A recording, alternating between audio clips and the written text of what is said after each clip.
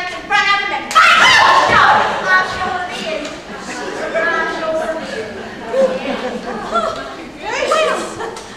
I guess you all will have a good time after all. That's right.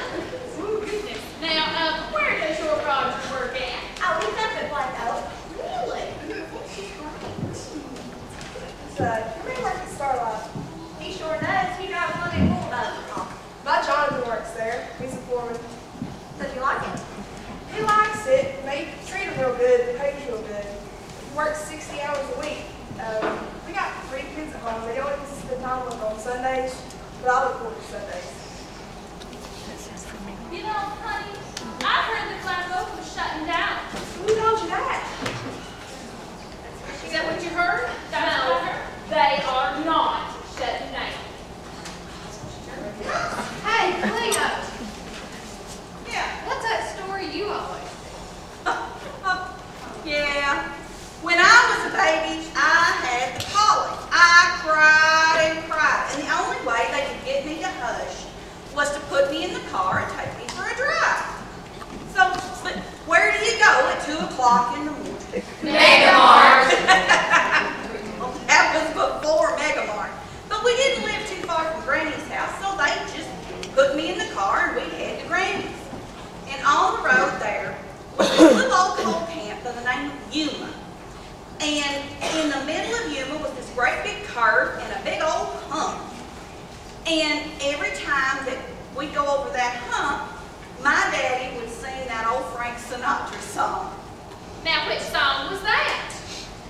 Yuma take a trip to St. Louis. Yuma take a trip to St. Paul. Let's get a kayak to Quincy or Nyack. Let's get away from it all. Your daddy always had a beautiful voice. He did. And by the time I could talk, if he tried to sneak through Yuma without singing that song, I'd pop up from the back seat and I'd say, "Sing the Yuma song, Daddy! Sing the Yuma song!" Now, Miss Cleo, I never remember hearing about you. Where was that at? Oh, it was, it was down on Old 13. Well, yeah, when I was about 8 or 9 years old, the 4 lane started coming through and they widened out the road, did away with the hump, and after that, I never got to ask my daddy to sing that song again. I never got to hear it anymore. Well, you know, that Yuma was a nasty place. Sure was. It was a nest of haters. See, we're all better off without you.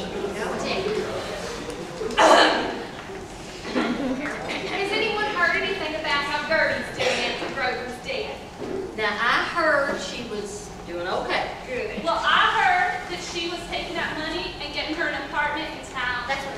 Now, I heard she was going to get one of those easy boy reclining chairs. Oh, Yeah, Take got it a huge flat screen TV. Oh, definitely one of those things those boys play with. Well, give me Xbox on the Yeah, games and stuff. She's just gonna take That's it. right. And you know, Jane, she got all that land too. Oh, yeah, definitely. Sure did. Oh, yeah, and that shotgun his papa gave him.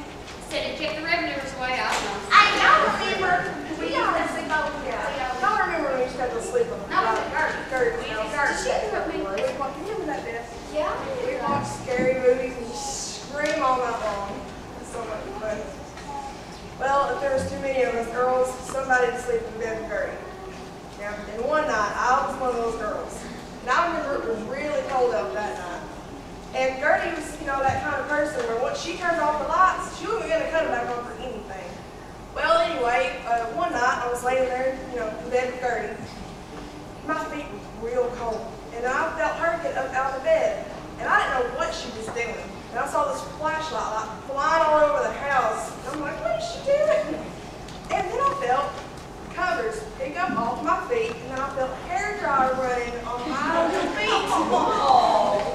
She was blowing a hair dryer on my feet to keep them warm.